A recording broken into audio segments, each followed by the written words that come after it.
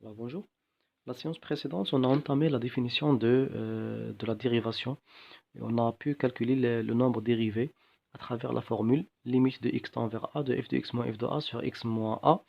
Alors, s'il existe un nombre réel L tel que cette limite est égale à L, donc dans ce cas, f est dérivable en point A. On a pris un premier exemple.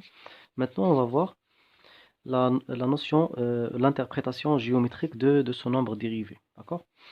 Alors, une fois calculé cette limite, la limite de x tend vers a, de f de x moins f de a sur x moins a, alors on peut constater qu'il y en a trois cas de figure.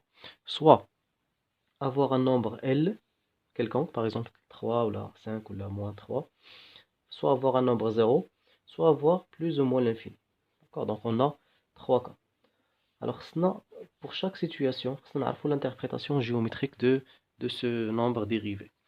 Alors, si cette limite est égale à L avec L appartient à R, dans ce cas, f elle est dérivable en A, mais C de f, elle admet, alors que C de f admet une tangente. Une tangente. Tangente T d'équation. Alors, l'équation, c'est T, deux points, y est égal à f' de A, facteur de x moins A, plus f de A. Ou f' de A, je connais هو L. Donc L, facteur de x moins A, plus f de A. Donc ça, c'est la première interprétation. Deuxième cas, si la limite est égale à 0, donc dans ce cas, f, il est aussi dérivable. Pourquoi dérivable? Parce que 0, il appartient à R, alors que C de f admet une tangente aussi. Mais cette fois, elle est horizontale. D'accord? En point, toujours au même point A, d'abscisse A et d'ordonnée f de A. Cependant, si cette limite est égale à plus ou moins l'infini, dans ce cas, f elle n'est pas dérivable.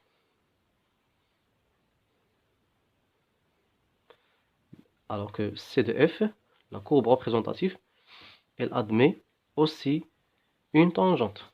Donc vous constatez que à chaque fois que je parle de la dérivation, l'interprétation géométrique elle est toujours une tangente. Mais cette fois, elle est verticale. En point A de coordonnées A, F2, F2A. D'accord? Alors, juste pour mettre en évidence ce constat, on dit que soit f est une fonction dérivable en point A, l'équation de la droite tangente, donc ici, on va définir l'équation de la droite tangente à la courbe CDF au point A de coordonnées A, f de A, et on a dit que t, deux points, y est égal à f' de A, facteur de x moins A, plus f de A. C'est une définition, bien c'est une propriété à retenir. Alors on va travailler sur un petit exemple. F de x est égal à x au carré moins 3x, en point A est égal à 1. La question c'est de déterminer l'équation de la droite tangentée à la courbe C de f au point A. Alors pour le faire, première chose à faire,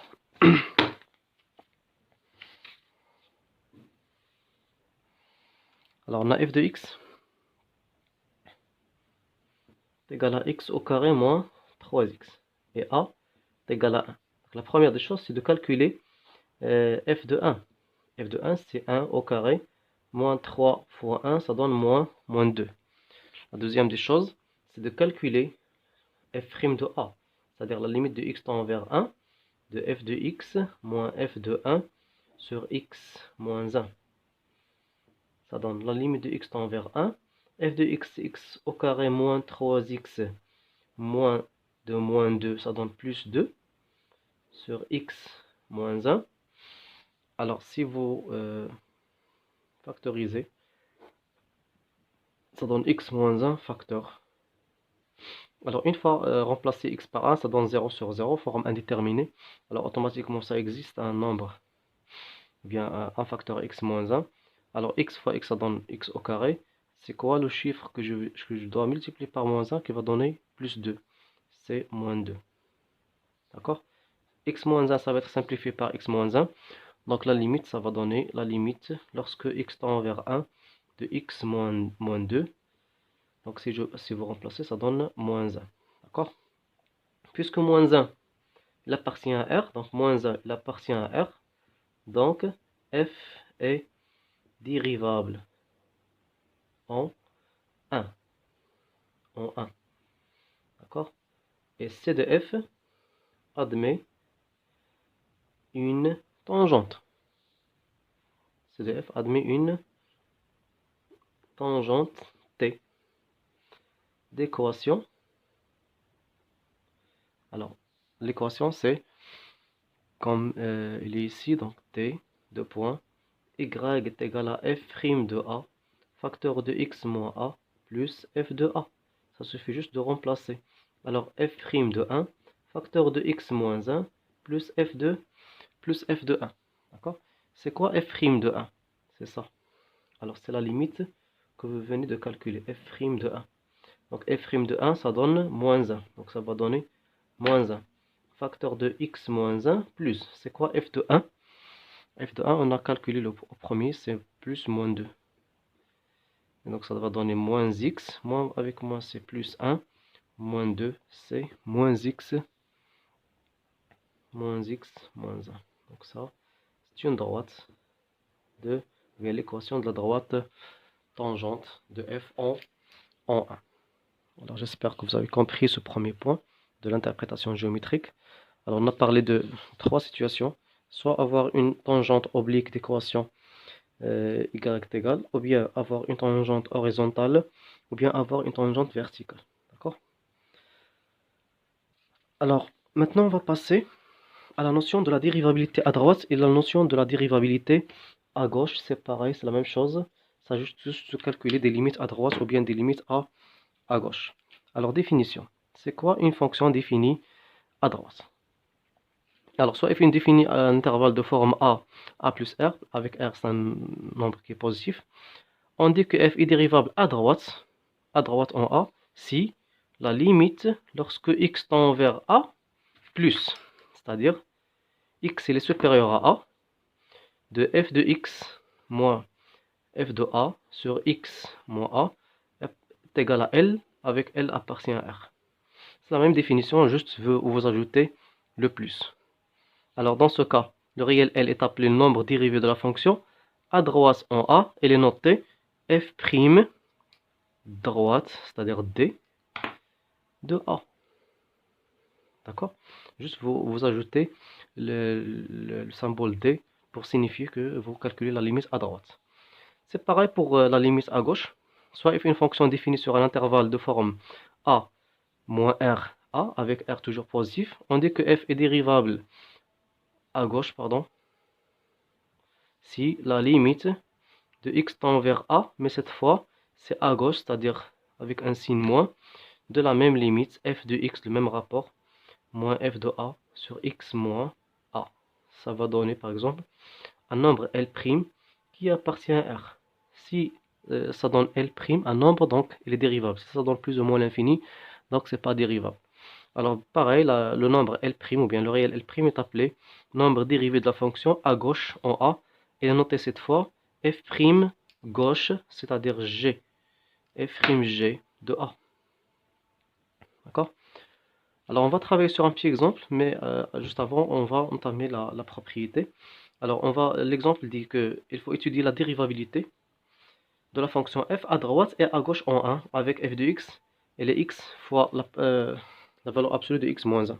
Donc une fois que vous constatez qu'une fonction est définie en valeur absolue ou bien supérieur égal ou bien inférieur égal, ou bien définie par partie, donc dans ce cas, là en partie, dans ce cas, on doit étudier la dérivabilité à droite ou bien la dérivabilité à gauche.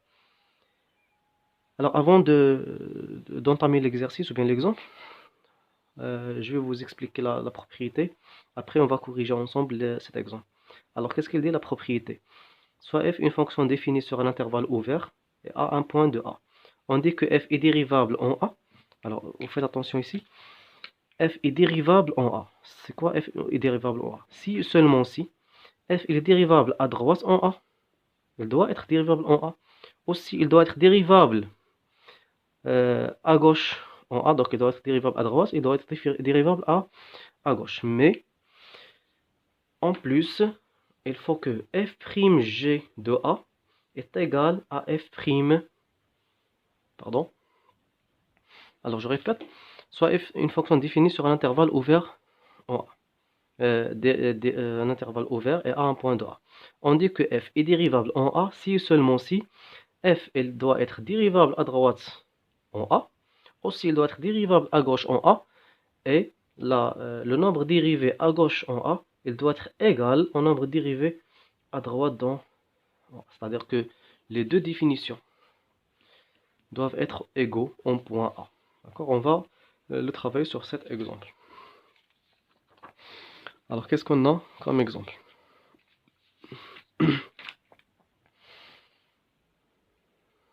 Alors, f de x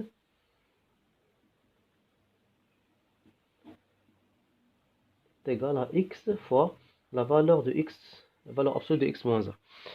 Alors, je vais enlever la valeur absolue. D'accord? Donc, pour enlever la valeur absolue, je dois étudier le signe de x moins 1. D'accord? Alors, je résous l'équation x moins 1 est égal à 0, équivalent à x est égal à 1.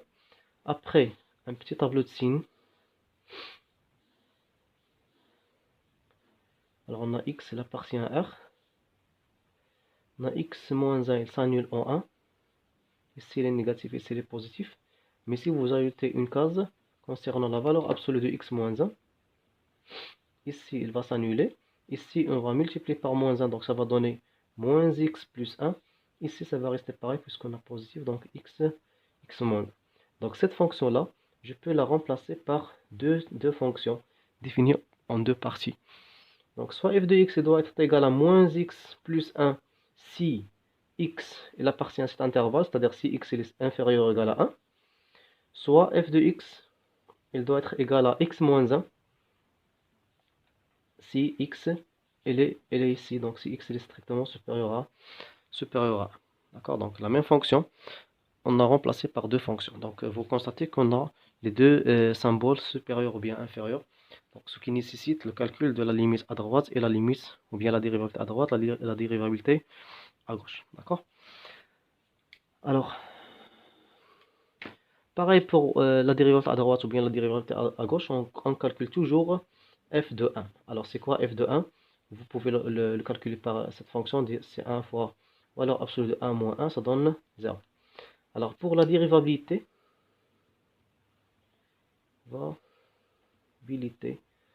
à droite, par exemple. Donc supposons que je vais commencer à droite en 1. Alors je calcule la limite lorsque x tend vers 1, mais cette fois plus, c'est-à-dire je calcule la dérivabilité à droite de f de x moins f de 1 sur x moins 1. D'accord? Puisque je travaille à droite, donc je vais travailler par cette fonction. C'est ça la droite. La droite c'est à gauche. À droite c'est supérieur à 1. Donc je remplace la fonction par... Ah pardon, ici j'ai oublié le x. Donc ça doit être un x facteur. Un x facteur. Alors je remplace la fonction f de x par x facteur de x moins 1 moins 0 sur x moins 1. Donc vous constatez que il y a une simplification de x moins 1 par x moins 1. Ça va rester la limite de x tend vers 1 plus de x, ça va donner 1, 1. Si je remplace x par 1, ça va donner 1, 1. Il appartient à R. Donc, f, elle est dérivable à droite en 1. D'accord? Alors, et f' droite de 1, ça donne 1. Alors, même chose, on va étudier la dérivabilité. La dérivabilité à gauche en 1. D'accord? Alors pour étudier la dérivabilité à gauche en 1, je dois calculer la limite lorsque x tend vers 1, mais cette fois à gauche. De quoi? De même rapport f de x moins f de 1 sur x moins 1. Puisque je travaille à gauche, c'est-à-dire que je dois travailler par cette fonction. Je dois utiliser cette fonction. Alors la fonction, c'est la limite de x tend vers 1 moins. C'est x facteur de moins x plus 1 moins 0 sur x moins 1. Pourquoi 0? Parce que f de 1, c'est toujours 0. Par les deux fonctions. Alors c'est la limite de x tend vers 1 moins. Ici, je ne peux pas simplifier, donc je dois factoriser par 1 moins. Facteur de x moins 1 sur x moins 1. D'accord? Alors je simplifie maintenant x moins 1 par x moins 1. Ça va rester la limite de x tend vers 1 moins de moins x.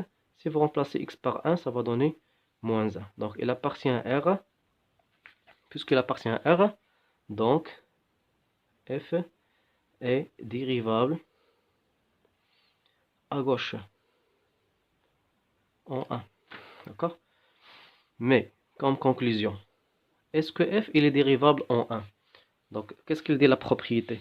Pour que f soit dérivable, en 1, si et seulement si f doit être dérivable à droite, et f doit être dérivable à gauche. C'est ce qu'on a ici. F il est dérivable à droite, et f il est dérivable à gauche.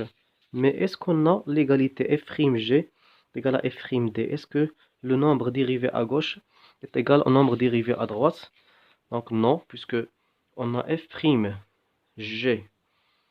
de 1 c'est égal à 1, alors que f'g, ça c'est d, f'g de 1 est égal à moins 1. Donc puisque moins 1 il est différent de 1, donc f'g de 1 il est différent de f'd de 1, donc f n'est pas dérivable en 1.